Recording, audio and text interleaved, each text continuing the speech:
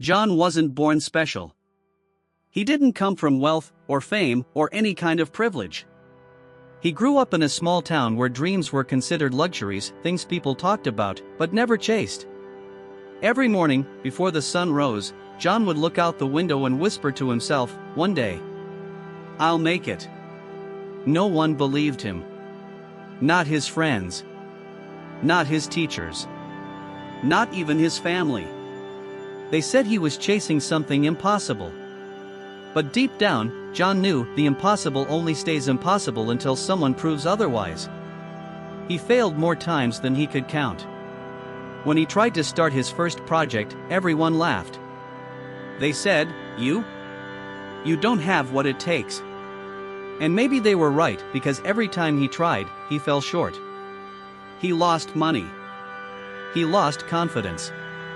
He even lost people he thought would always stand beside him. But he didn't lose one thing, his belief. Even when it flickered like a dying flame, he protected it. Because somewhere in his heart, he knew that belief was the only light left guiding him through the dark. There were nights John sat alone, staring at the ceiling, asking himself, "Maybe they're right. Maybe I'm not good enough." But then, a quiet voice inside would whisper, "Keep going. You've come too far to stop now." That whisper, that tiny voice, became his fuel. Every failure became a lesson. Every rejection became redirection. Every insult became motivation. He realized that the world will only believe in you after you prove them wrong.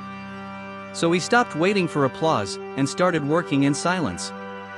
Days turned into months, and months into years. While others slept, John was awake, learning, failing, improving. He worked in empty rooms, with tired eyes and a hungry soul. People called him crazy. They said, "Why don't you just give up?" But he had already decided he would rather be crazy chasing his dream than sane living someone else's. There came a time when everything fell apart again, his final shot, his last chance.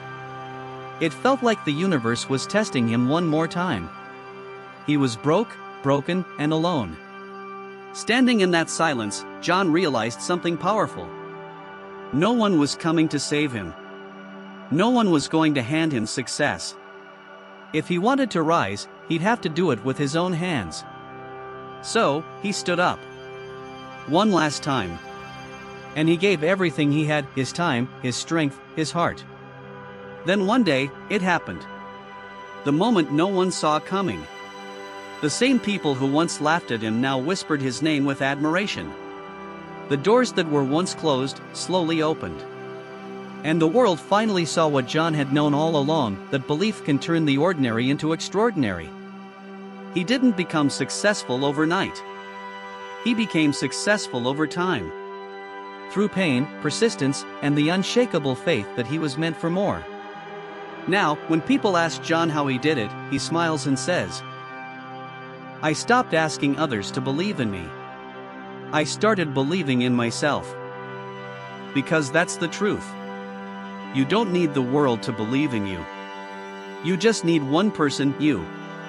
The world will doubt you, test you, ignore you. Until the day you prove that belief isn't something you wait for. It's something you live by. So if you're listening to this, and everyone's turned their back on you, if they call your dream foolish, if they say you're not enough, remember John. Remember the boy who had nothing but faith.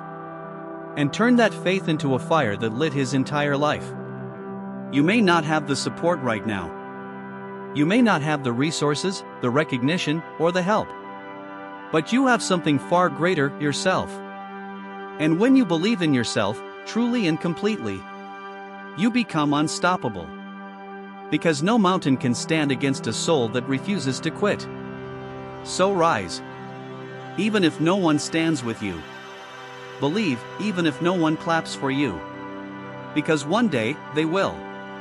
And when they do, you'll smile.